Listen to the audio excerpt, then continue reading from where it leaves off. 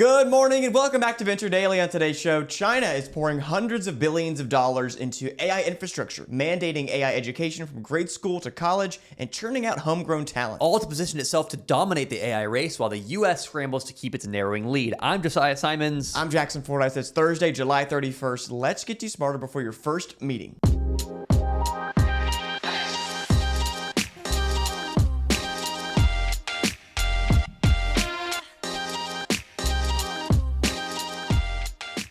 China is racing to build its own AI ecosystem that doesn't rely on U.S. technology, aiming to reduce its vulnerability to American export controls and sanctions. That's right. At a major AI conference in Shanghai, Chinese companies showcase models and systems built without Western tech, including Huawei's chip clusters and StepFund's efficient AI model.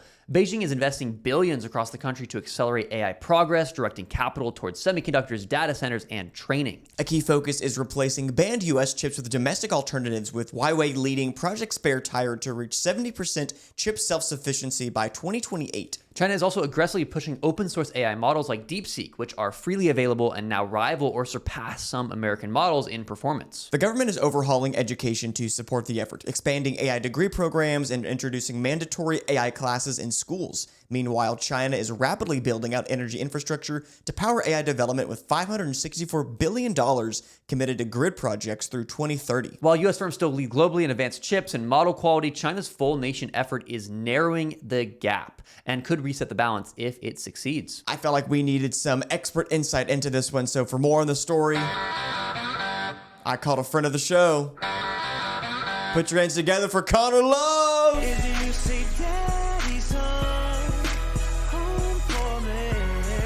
Look at that smile. Yeah, thanks for having me back on, Jackson. Connor Love, partner here at Lightspeed. I help lead national security, defense, space, frontier tech efforts here at Lightspeed. For my first question for Connor, I asked, China is racing to build an AI ecosystem independent of U.S. technology. How real is the threat of China decoupling entirely from Western chips and models, and what would that mean for global AI leadership? Yeah, I mean, it's my first gut reaction is it's not surprising. I mean, for those of us in a previous life, I spent time in the military and a lot of time in the Pacific, hyper focused on what China was doing. So in a lot of ways, none of this is surprising. I mean, if you look at what the Chinese government, the CCP, has just come out with, and kind of this new open and economic kind of AI plan, it sounds a lot about what we heard the last kind of 15, 20 years in the Pacific. This concept of, the One Belt, One Road initiative, kind of this open silk economy that China was the center of. And I think what's changed now is, AI has become kind of the frontier of not only just, global politics and kind of, global power, but it's becoming the future of geopolitics and even, conflict in the military. And so I think this move by China isn't surprising. I do think it is a bit scary, sitting here and kind of seeing, how China showed up for the last kind of 20 or 30 years. But in the end, I think we're still very early in the race, in the AI race. And again, we're going to see how it plays out here in the next, handful of years. Yeah. So to dig a little deeper into what China is actually doing, here's how they're rapidly scaling AI infrastructure, investing $564 billion into electricity grid upgrades and expanding domestic data centers. It's also building out talent pipelines with over 600 universities now offering AI degrees, up from just 35 in 2019. That's crazy. And then you got these mandatory AI education for elementary kids starting this fall in Beijing schools. A recent study found that more than half of DeepSeek's researchers were trained entirely within China, highlighting the country's growing self-sufficiency in AI expertise.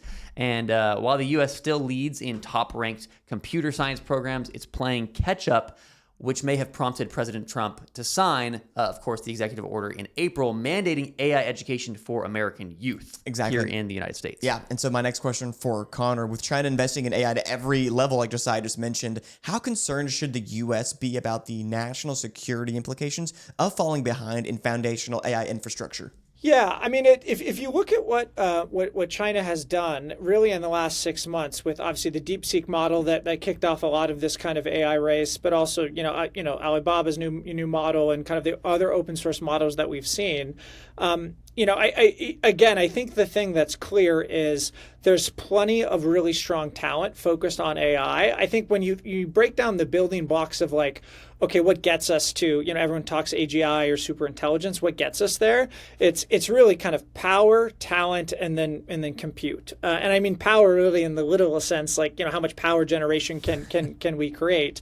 And if you look at all those things and kind of compare it to what we're doing in the United States, they have a ton of power. I mean, they add effectively what is a baseload power in the United States every year. They're adding it in China. This is new nuclear plants they're building online, kind of other forms of power generation.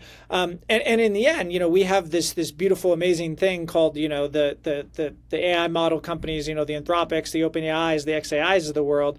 But we also have, people like Jensen running NVIDIA who are building effectively what is the best, compute platform, possible. I think it's a bit scary just to play out this kind of movie in the future and say, if we start to slow down on our own power generation, if China starts to catch up on kind of hardware and compute capabilities either through homegrown solutions themselves or other ways to achieve the same end on compute, I think the thing that we have to fall back on is like, how can we enable our AI model companies to continue to build at the bleeding edge? This is to me how you win this race. It becomes harder and harder for companies like Anthropic and companies like OpenAI if you start to strip away not only that compute but that energy. The last thing I'll say just real quickly is if you look at China's approach to model building, they have been inherently open source, whereas a lot of U.S. model companies have not. Obviously, we have open source models. Meta's model is open source. I think again, like you have to be thoughtful about like what is the end, what's the outcome, and why China is doing this. And I think cheap and free AI models is good for consumers in America. It's good for people globally.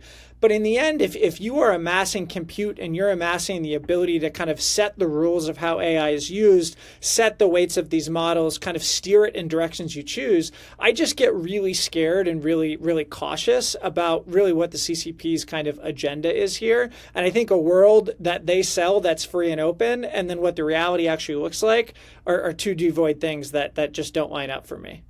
Yeah, okay. That makes a lot of sense.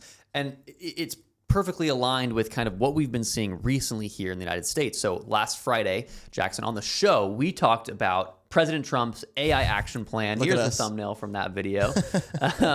And we just told people what was inside of the AI executive order. Right. But here's what it's about. It can be understood as a direct response to all of the progress that China has been making to narrow the AI gap. Here's a quick overview of what President Trump laid out in his AI action plan. So the plan includes over 90 actions focused on building data centers, scaling AI infrastructure, and stripping away regulations that could slow innovation. At the heart of the strategy is a push to outpace China in the global AI race by modernizing the electric grid, expanding semiconductor fabs, and promoting open source models. It also introduces new rules aimed at eliminating ideological bias in AI systems used by federal contractors. That's right. So it's basically the White House saying, we are going all in on AI. All in, like the podcast. Like the podcast. Who are there. So I asked Connor, with the recent announcement of President Trump's AI action plan, do you think the U.S. is doing enough to win the AI arms race? Yeah, I was lucky enough to be in D.C. last week, actually, with President Trump and his administration when they kind of outlaid, this AI arms race plan. And what I will say is, having spent time in the military, having spent time kind of in the government on that side of the aisle, there really has never been a more friendly administration towards, really kind of pushing the edges of how technology can be built. I mean, you heard, Secretary of Energy, Secretary of Interior, Vice President, President Trump himself, really talk about what can we do as a nation to strip away excess regulation, everything from, the ability to build new data centers to, again, power requirements, water, environmental things. And again, those things are all important. We shouldn't have no regulation.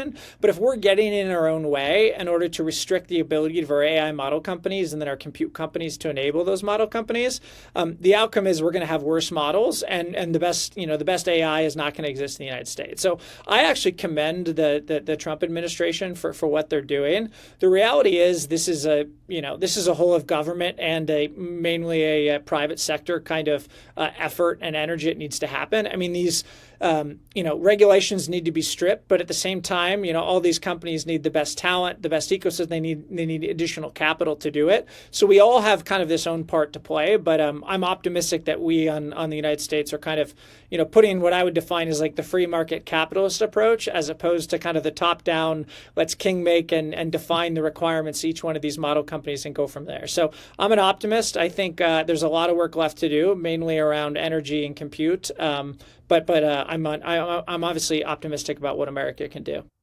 100%. That's cool. Yeah. It's interesting. Like, do you think that our kids will have like AI classes in their elementary schools? 100%. Yeah. Or like things that are mandatory? Maybe not mandatory, but like the same way that they have a math class and a science and a history, like AI will be just as important in their... It might, like, maybe for our kids, since you're having a kid soon, right? It'll be like inside a math class or inside a science class. It'll be like, oh, this semester's on AI. But it's still math. So you think there'll be like a whole segment of the overall class, like every class, history, to be an AI history class. That, or an AI history section. Maybe a small portion of it. Sure. Because I feel like whenever we take history as young kids, you have like a small section that's like modern history. The entire World War I gets like 3 days. Exactly. So maybe AI won't quite. You'll get 30 minutes of Jensen Huang. Yes. Thank you to Connor Love, though, for being on the show for this morning. Absolutely. All right, that's it for Venture Daily. We just thank you for being with us. Like, comment, subscribe, and we do this every single morning. Tech news, venture news. So if you like that kind of thing, follow along, and we'll be here Monday through Friday. Yeah. And thank you to Content Stack for letting us film here every single day. Josiah showed them his shirt. Shout out, reimagine possible. Whatever that means. Here in Austin, Texas, if you like today's show, whether you're on YouTube, Spotify, Apple Podcast, or X, leave us a like, a comment, and a review. Throw us a 5-star rating if you think we earned it. And as always, we'll see you here tomorrow morning at Venture Daily.